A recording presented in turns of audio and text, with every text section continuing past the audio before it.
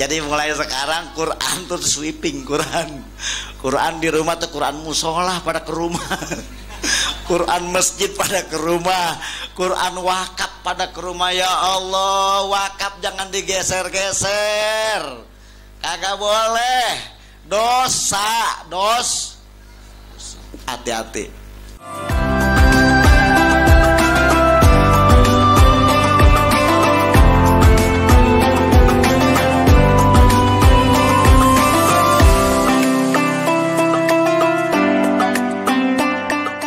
Assalamualaikum warahmatullahi wabarakatuh. Bismillah, alhamdulillah, wassalatu wassalamu ala rasulillah Muhammad ibn Abdullah wa ala alihi wa ashabihi wa man tabi'ahu wa walah. La hawla wa la quwata illa billah, ma ba'd. Rabbi syrah li sadri wa yassir li amri wa hlul 'uqdatam min lisani yafqahu qawli waj'alni waziran min ahli bi jahi sayyidina wa habibina Muhammad sallallahu alaihi wa alihi wasallam. Al-mukarramun, para alim ulama, para muallimin, para asatid dan asatidat, para tokoh dan sesepuh masyarakat, para hujaj, para aparat pemerintah setempat, Bapak RW, Bapak RT, hadirin dan hadirat sekalian yang saya muliakan. Ini apa ini? Mic. Syukur alhamdulillah, ini malam sama-sama kita bisa melangkahkan kaki kita atas izin Allah Subhanahu wa taala menghadiri pembukaan kitab tafsir, pengajian kitab tafsir Yasin yang diadakan oleh Majlis Taklim Gabungan ya, RW 01 plus 02. Berapa Majlis Taklim?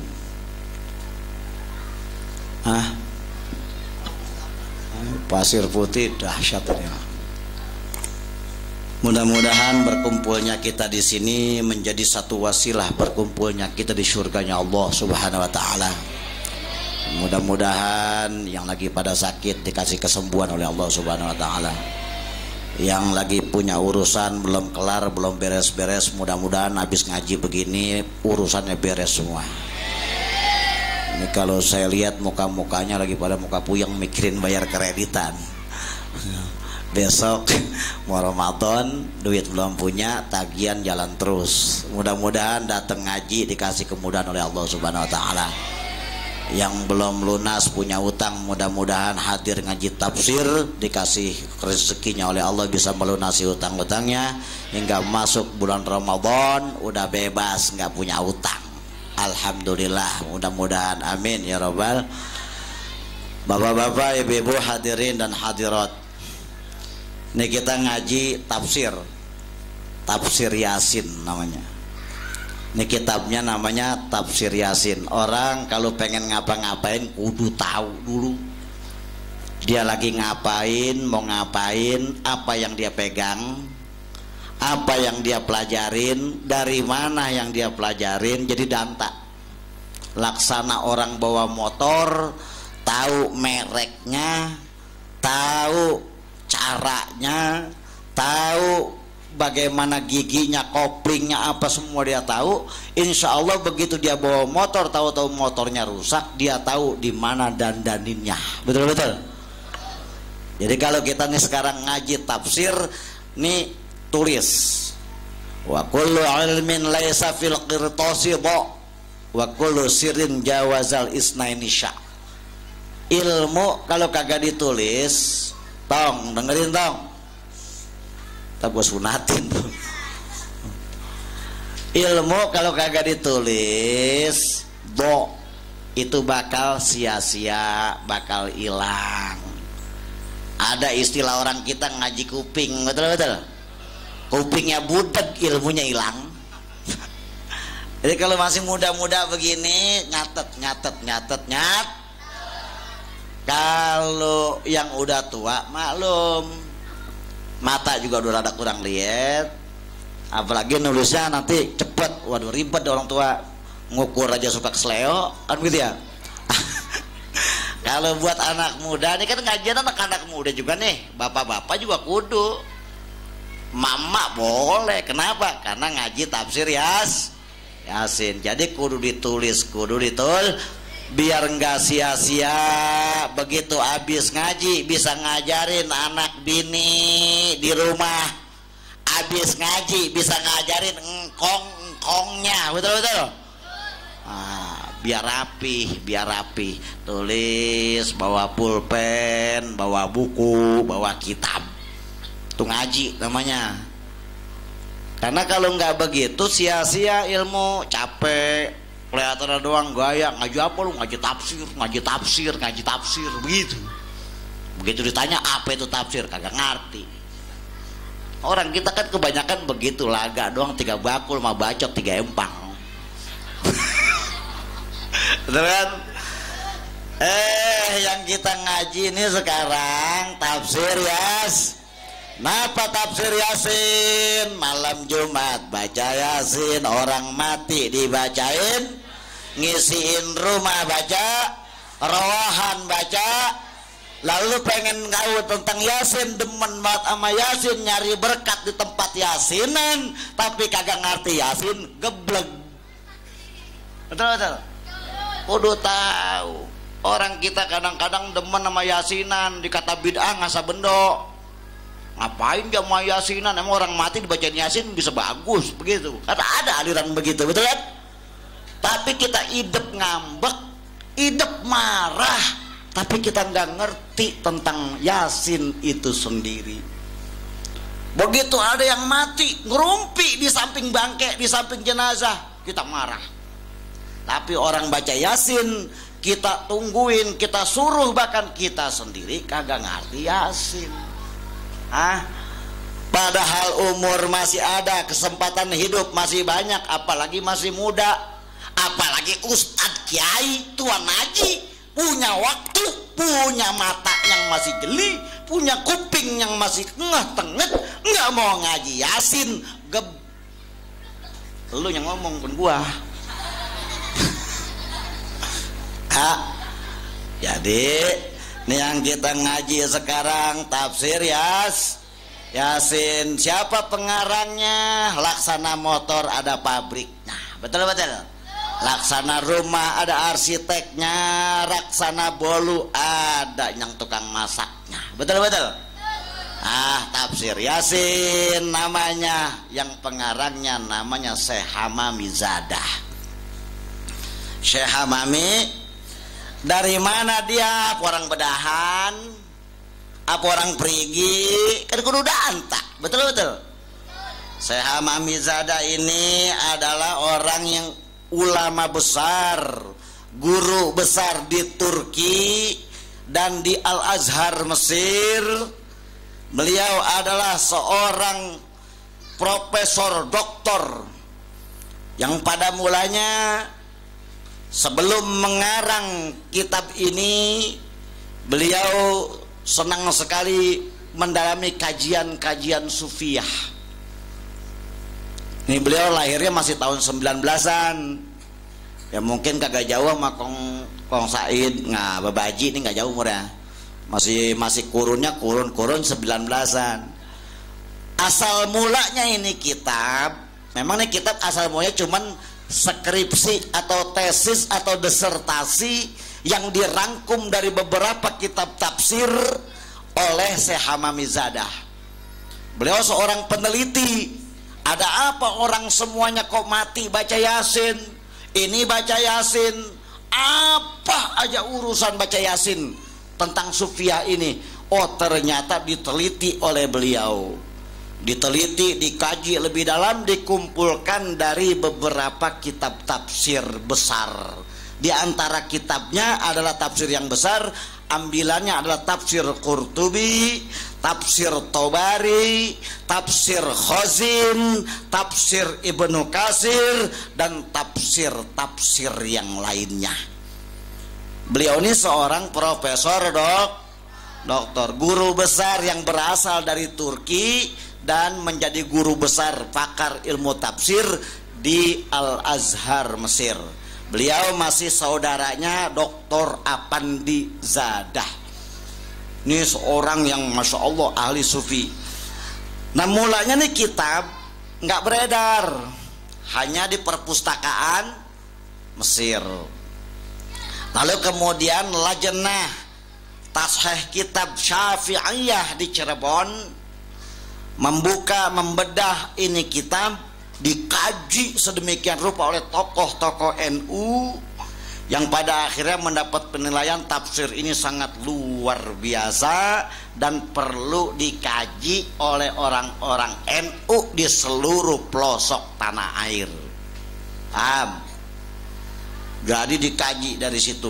Nah dari situ kita udah bisa tahu pengarangnya, sekarang udah tahu asalnya, udah tahu asbab mulanya nih dikarang kitab, kita udah tahu tuh. Tengetin, tulis, catat, besok orang nanya jawab, ya tong, begitu.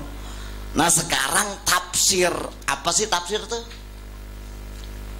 Tafsir ada mimpi, mimpi bukan tafsir tapi mimpi takbir atau takwil. Tafsir apa itu, mana tafsir? Nih tengetin nih, ini kalau sekolah nih udah kuliahnya S3 nih ya tong, walaupun lo kata masih SD, lo udah pinter, insya Allah berkah pasir putih, babak malu ntar meninggal dunia masuk ke dalam sorga sebab doa lo ya. Catat ya, nih tafsir adalah menurut Imam Syamsuddin. Satu, ini saya kasih 3 baik pemahaman tafsir biar tahu. Tafsir menurut Imam Syamsuddin Abu Abdillah, catat namanya panjang. Tafsir menurut Imam Syamsuddin Abu Abdillah Muhammad bin Ahmad bin Utsman bin Fairuz bin Abdullah Az-Zahabi, yang masyhur disebut dengan Imam Zahabi. Beliau lahir pada tahun 673 Hijriah.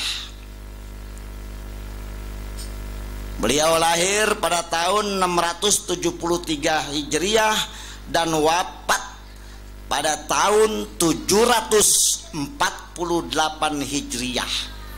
Berarti udah nyaris 1000 tahun lebih. Ini Imam Zahabi. Di dalam kitab karyanya yang berjudul Tafsir wal Mufassirun, di dalam kitabnya yang bernama Tafsir wal Mufassirun juz 1 halaman 13 kalau tidak salah,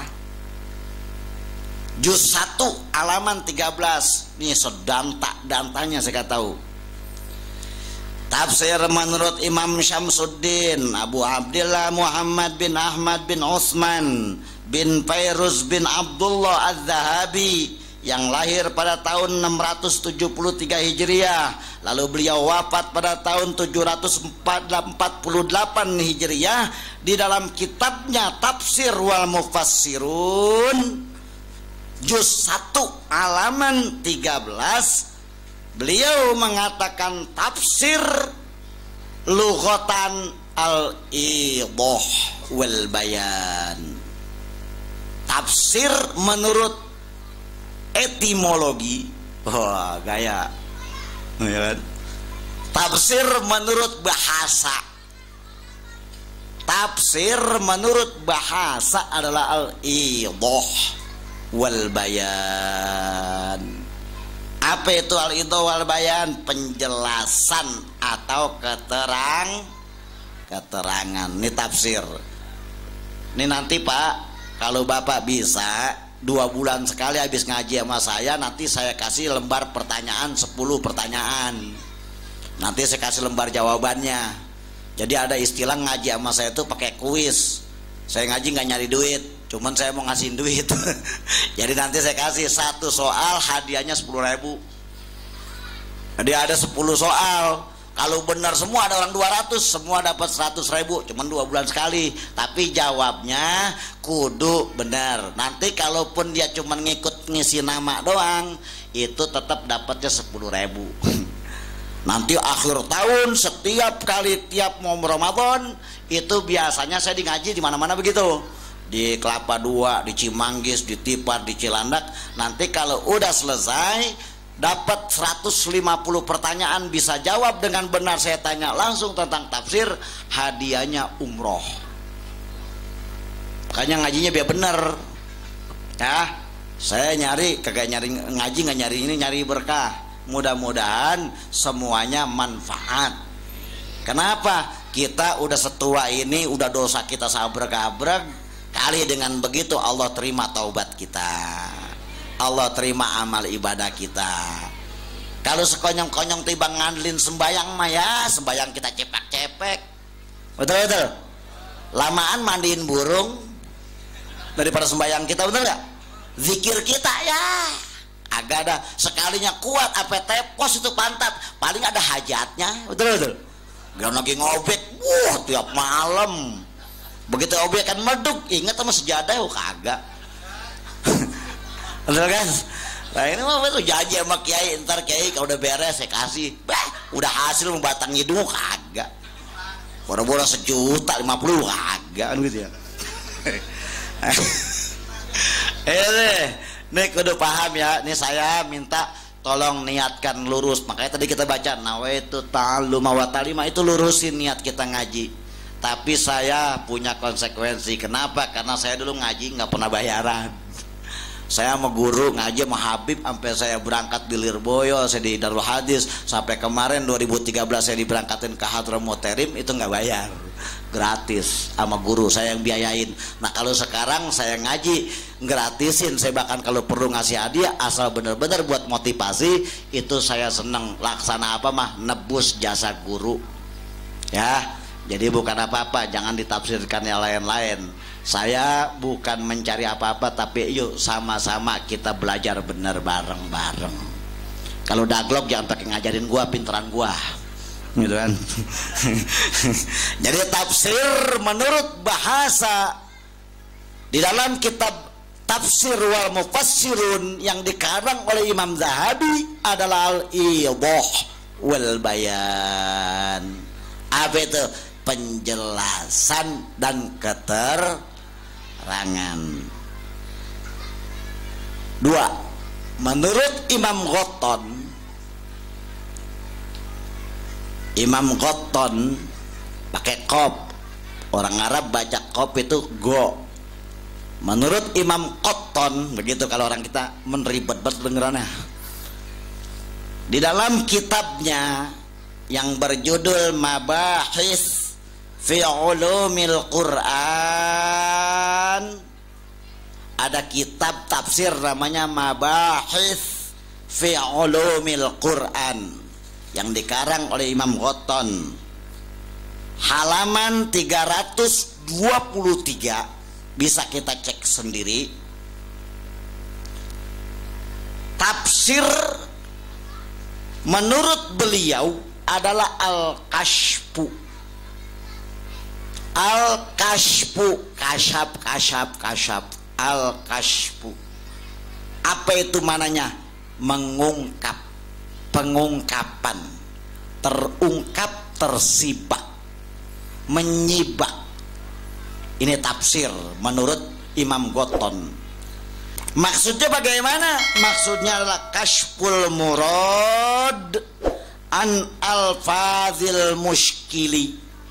Kashful murad an alfazil muskili, membuka, mengungkap isi kandungan Al-Quran dari beberapa lafaz-lafaz, kalimat-kalimat yang susah untuk dipahami. Ini tafsir menurut Imam Qotton dalam kitab Mabahis fi Ulumil Quran, halaman 323. Udah paham? Kadar pasir putih kudu cerdas, jangan asal bacot ngoceh doang, tapi kudu paham di kitab apa itu adanya, di kitab Mabahis fi Ulumil Quran, halaman berapa? Halaman 323. Menurut siapa? Menurut Imam Qottan. Apa itu tafsir? Al-Kashfu. Maksudnya Al-Kashfu adalah kashful murad an al-fazil mushkili, yaitu mengungkap isi kandungan Al-Quran dari kalimat atau lafaz-lafaz yang sulit dipahami. Itu paham? Agak paham mah kebangetan gua gobios begini nerangin. Jadi baru dua ya. Jadi kalau ditanya besok, tong lu ngaji apa? Ngaji tafsir. Emang tafsir apa sih, tong? Tafsir menurut Imam Zahabi itu al-idah wal bayan. Maksudnya apa, tong? Memberikan keterangan, menjelaskan, atau memberi atau mencari keterangan atau menerangkan. Ada juga menurut Imam Qottan, Imam Qottan mengatakan itu al-kashfu, kashful murad an al-fazil muskili, yaitu mengungkap isi kandungan Quran yang diambil dari lafaz atau kalimat yang sulit dimengerti, sulit dipahami. Ini paham. Jadi besok kalau kita ketemu orang, lu ngaji apa? Ngaji tafsir, tahu dan tak jelas kitabnya rujukannya dari mana, begitu ya. Nanti saya kasih juga, termasuk ada jampe harupa di dalam Yasin tuh. Wah, mau ngobek nggak usah ribet, pakai Yasin, beres, begitu ya. Mau kawin lagi, bini Ramadan ada ngamuk, itu ada, tenang. Yang ketiga nih, menurut tafsir menurut Syekh Abdul Hamid Al-Bilali. Ini yang ketiga nih, pengertian tafsir. Menurut Syekh Abdul Hamid Al-Bilali di dalam kitab Mukhtasar Masun, di dalam kitab Mukhtasar Masun, pokoknya bapak-bapak yang romanan kan nulis, yang penting mah dengerin baik, insya Allah dengerin aja dapat barokah. Yang penting diem, manut, ngikut, kayak biji, kayak bibit, tahu kayak bibit. Yang penting patuh sama petani, diceblokin pasti keluar daun, keluar batang, keluar buah, betul kan? Nah, pokoknya mau paham kagak paham, lu diem be di situ, gitu udah. Insya Allah barokahnya lama-lama paham. Nanti buahnya berkah selamat dunia akhirat. Enggak kita yang pinter, Allah lahirkan anak cucu kita ngerti tentang ilmu agama. Kudu optimis hidup itu. Ada orang ngunek-ngunek dalam hati, gue mah bocah daglok ngaji tafsir, gue mah ketinggian gue, begitu kan? Jangan suka begitu. Ini ilmu yang diwajibkan oleh Allah Subhanahu wa ta'ala. Itu ngunek-ngunek kedengeran ngor ini sekarang. Jadi ketahuan. Jangan merasa ini mah tinggi banget ilmu. Bukan tinggi, ini ilmu kudu paham, dan ini diperintahkan oleh Allah Subhanahu wa ta'ala melalui lisan mulia Sayyiduna wa Habibuna Muhammad. Kudu paham Yasin, kudu paham Al-Quran, paham 30 juz ribet, betul-betul. Boro-boro paham, baca aja ogah-ogahan. Lihat Quran di rumah kita banyak banget. Terus kita tanya, ngerasain beli? Kagak. Itu Quran di rumah kita banyak banget. Quran siapa? Pernah ngerasain beli Quran apa kagak? Enggak pernah. Berapa tahun sekolah, berapa tahun ngaji, berapa tahun kita kerja, gaji udah berapa puluh juta kita terima. Kok gaji kita nggak sempat beli Al-Quran, nggak sempat kebeli mushaf Quran, tapi dadakan nyombong Quran di rumah punya. Itu Quran ada kakinya apa bagaimana itu Quran? Kok bisa nyeplos di rumah kita itu Quran? Tanya. Tujuannya ibadah, cakep baca Al-Quran, tapi ingat sesuatu yang dibaca ibadah dari hasil ghosab sah masah dapat pahala, tapi dihukumi maksiat. Yang namanya maksiat, laksana sholat pakai sarung orang tanpa izin, itu sarung gosok. Kalau sarung gosok bagaimana sholatnya? Sah masah, tapi kurang fadilahnya. Jadi bapak-bapak yang sering ngobek, kudu mikir. Itu obekan berapa puluh kali gol, udah kebeli Quran belum buat kita? Udah beli Quran belum buat anak kita? Udah kebeli Quran belum buat yang di rumah kita? Idep mas kawin pakai Quran dibaca kagak. Nih orang kita nih saya lihat di rumah-rumah itu banyak banget Quran. Tahu Quran dari mana itu? Saya tanya, lu beli nggak beli kagak? Rezeki nggak berkah, beliin Quran. Paling juga 100.000, beliin mushaf Quran. Rezeki kita berkah karena kita kerja punya gaji tapi nggak pernah damai rumah tangga kita, karena kita punya gaji nggak pernah kita beliin, mikirin nomor satuin beli Al-Quran, yang pada akhirnya Al-Quran di rumah ngaji kelihatan daglog mah jalan terus, betul gak? Jadi mulai sekarang Quran tuh sweeping, Quran di rumah tuh Quran musolah pada ke rumah. Quran masjid pada ke rumah, Quran wakaf pada ke rumah. Ya Allah, wakaf jangan digeser-geser, kagak boleh, dosa. Hati-hati. Gue mau ngomong begini emang gue lihat sendiri. Pasir Putih Quran di rumah ada 5. Itu Quran siapa? Tahu? La ilaha illallah. Udah pernah ke toko Quran belum? Toko kagak tahu Quran, toko Quran kagak tahu dia, tapi punya Quran hidup. Ini besok nih mulai sekarang nih habis ngaji nih saya pesen, ya Allah, Quran kalau kita baca beli dari hasil keringat kita sendiri, dari duit yang halal barokah, nanti bakal nyelamatin kita di alam kubur kita atau waktu sakaratul maut. Itu Al-Quran bakal nyelamatin kita kalau rajin kita baca. Terlebih kalau kita beli pakai hasil usaha kita sendiri yang halal, yang barokah. Jangankan per kalimat, jangankan per surah, jangankan per juz, titik